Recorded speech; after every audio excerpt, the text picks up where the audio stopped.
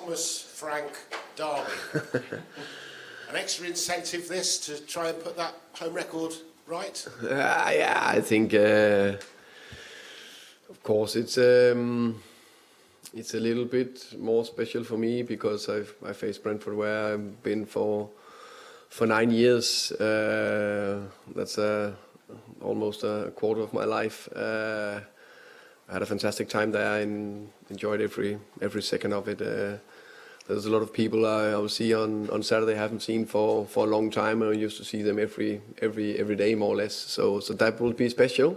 Of course as well, it will be not true not to say that, and it is very true. But it's today been a preparation against the team. Players I know very well, of course. There's small tweaks to what you could say I used to do, but a lot of the identity is the same in many ways, which make it difficult in many ways. But then when the whistle go, it's all about getting 3 points and win. We always ask players, don't we, whether they'll celebrate if they score against their old team. Will you celebrate if you score against your old team? Yeah, I will, because that I think everyone the respect I got for Brentford, the fans, everyone, before kickoff, after kickoff, or after the final whistle, in the 90 minutes plus. It's all about one thing: do what we can to win the game. They are struggling to pick up points away from home. You're struggling, as we know, to pick up points at home. Something's got to give, hasn't it? Yeah, definitely. It will be a nice timing for us to get the 3 points on Saturday. There's only one way to do that is put a good performance in there, work on the things we constantly working on, phase 2, phase 3, constantly make it sharper, quicker, not direct, but more penetration when we need to have that, play with intensity, come out brave. We're looking forward to the game.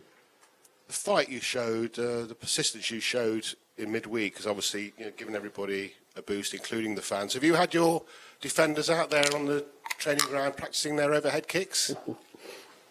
Maybe Kuti and Mickey van der Ven to play strikers. Now we discussed a little bit if it was Richie or Kuti's overhead kick that was the best. I think they are disagreeing. They agree to disagree, let me put it that way. Thanks very much. Charlie. Hi Thomas, lovely to speak with you today. Just in terms of the team, any issues following the Newcastle game, any injuries? No, everyone from the game should be ready. I've interviewed Kevin Danso today, and we spoke a lot about the halftime huddle that the players did against Fulham and have been doing for a while now. And he said it's a way of the players trying to encourage each other before they come off the pitch. I just wondered, what did you make of that halftime huddle that the players do, and how happy are you to leave the players to their own devices when it comes to how they can encourage and really boost each other up? I think it's on the pitch. The more they can encourage each other, I think the more there's the positive body language, the more they can, all the small setbacks, all the good positive actions. I think that just, built to that togetherness and that performance. So I think it's good. They're out there on the pitch. They're out in the arena. None of us is out there. I know I stand close to it, but I'm not in there. They need to sort it out, and they can only do that together. And in terms of Keith Andrews, obviously taking over after you left Brentford, when I spoke to a lot of the Brentford players at the start of the season, they said that it didn't really feel like a massive change because, of course, he'd been at the club. When did you first know that he would make a good manager? I think first and foremost, it's big credit to Brentford to two things: be brave enough to promote within, but also have built something over time. So I've been there 9 years, and that was 9 years, 7 years almost as a head coach. And it's definitely not about me. It's about what we together built there. That consistency, stability, and high performance level at the level. So that culture knowing who we are, what we want to be.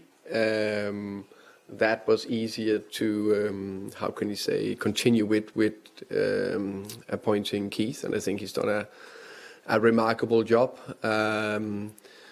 It is never easy to step up to your first head coach role. The club lost crucial players in the summer, and the way they just continued, you can see they got what I will call the Brentford identity, and he knows that with culture and style of play, and kept it, but also tweaked it with his idea, because we're all different. So big praise, and what I saw in Keith, very good man, good values, good coach, had leadership potential. So very impressive. Yeah. Hi Thomas, how are you? I'm good, thank you. You? Surviving. In terms of Brentford, you would know, you came through from Dean Smith, so you stepped up there like Keith did when you came here. Who had the more difficult job then at the beginning of the season? Keith stepping up for his first ever managerial role at a club he knew, or you coming here to a club you didn't know?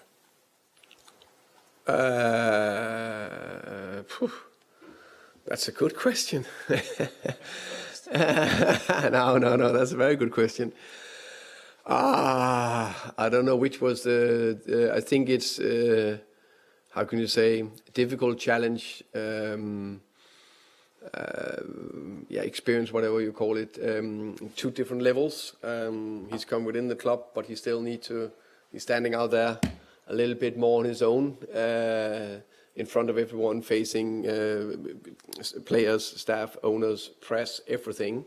And in the end of the day, it's his decision, and dealing with the ups and downs. And it was not an easy summer looking from the outside, with players leaving the club and stuff like that. And I didn't have just a